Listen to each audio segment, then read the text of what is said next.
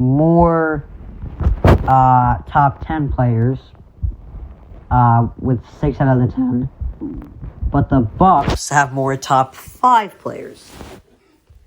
3 of the 5 top 5 players. So you know what this reminds me of?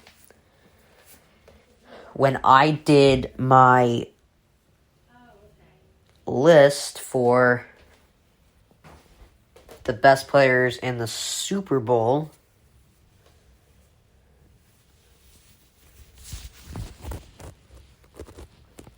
I remember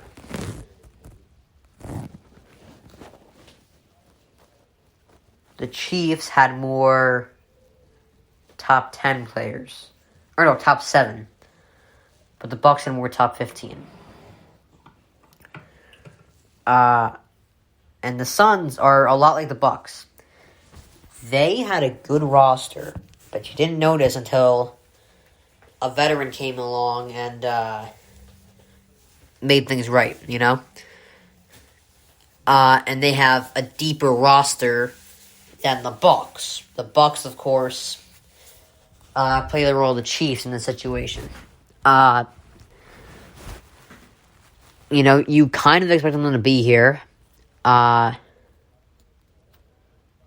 they have more great players, but the Suns have a deeper team. This gives you more reason to say the Suns are winning it in like 6.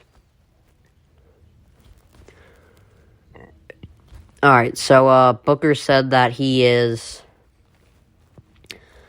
not here to justify the Suns getting to the finals. Now, I don't think they should be criticized for staying healthy. Like I said in my comment on Instagram, all these asterisk stuff are created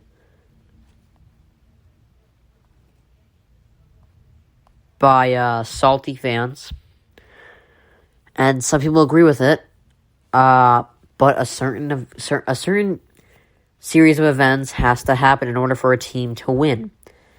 The Warriors, give them credit. They were one of the most unstoppable teams ever. Their break, of course, was Kawhi getting injured. But still give them credit. And 2018, give the Warriors credit for staying healthy. CP3 got injured. Okay, that's not the Warriors' fault. 2019, give the Raptors credit for staying healthy. 2020, I understand that it was kind of a little more of a break for the Lakers because typically in those situations, AD would get injured, but he got a 4.5-month break, and LeBron was getting up there in age, but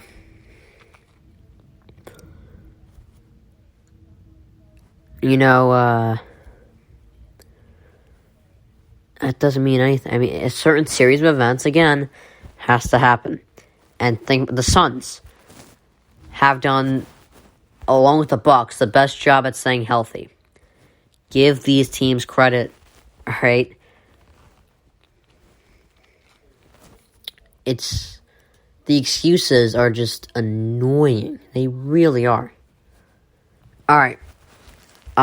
So Tua Tagovailoa, and I think a lot of you might think that I'm a big fan of his, but I'm not. I'm just defending him from the crazy people that think they can judge him based off of his first 9 games. I mean, he hasn't even played a full season yet. He hasn't even played 10 games. But no, you can judge him, don't worry. That makes a lot of sense. To judge Tua based on 9 games. And in those 9 games, he was not much different than Joe Burrow. The only difference was he played... the only difference is the yards. Really, when you compare and contrast their stats, they both had around a 64% completion percentage. Both had 5 picks. Both had around 10 or 11 touchdowns. It's very, very similar. Alright. So, Odell topped the list of players most likely to rebound. Unfortunately, I don't have the list with me right now, but Booker, I think he's right here. It's